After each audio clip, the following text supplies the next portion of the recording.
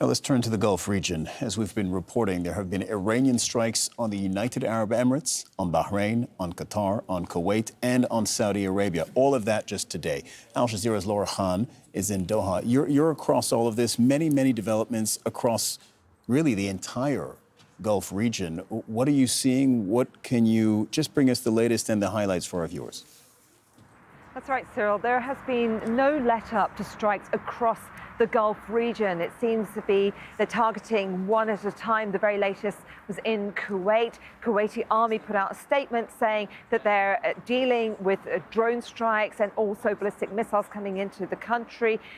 So they are using their interception systems, their air defense systems, to take these down. We've also got news from the US State Department that they have completely closed their Kuwaiti embassy. Now there'll be no operations taking place there. This is one of many of US embassies being closed across the Middle East. And, you know, of course, Iran says it's targeting US assets in the region, so they're trying to keep their people safe. They've been evacuating the majority of these embassies, sending people to safer locations. Now, let's go across to the United Arab Emirates. There's a few kinetic things happening in the sky there. The first is they have been, again, putting up their defense systems against 131 drones being sent into the country today. There's been hundreds throughout the last 6 days of war there. Majority of them drones, but also cruise and ballistic missiles. So they've been dealing them over Ras Khaimah in the north, just near the Omani border, but also in Abu Dhabi. But we also know that there are a number of chartered flights that's going to start to deal with the backlog of flights that were supposed to be leaving one of the biggest transport hubs in the world, commercial transport hubs in Dubai and Abu Dhabi. So the US have been sending the first chartered flights out. Other European nations have as well. The UK said it sent the first out of Oman as well. So they're starting to try to clear that backlog and trying to find these safe corridors out.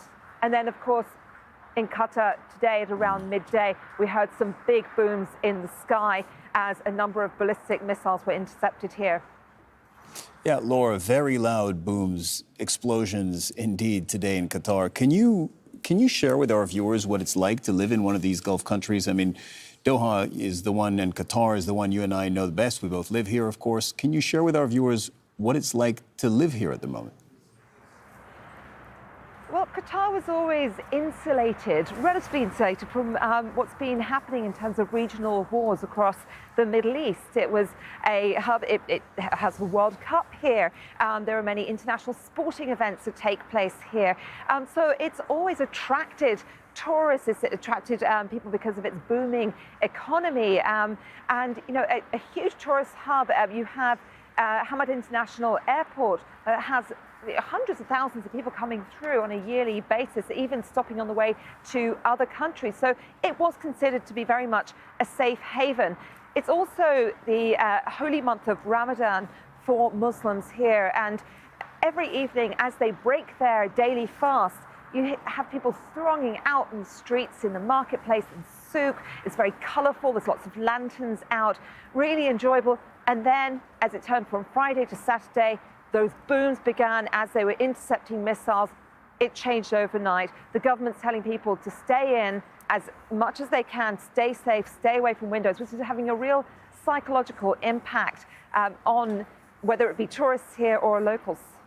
Laura Khan reporting from the Qatari capital, Doha. Thank you very much, Laura.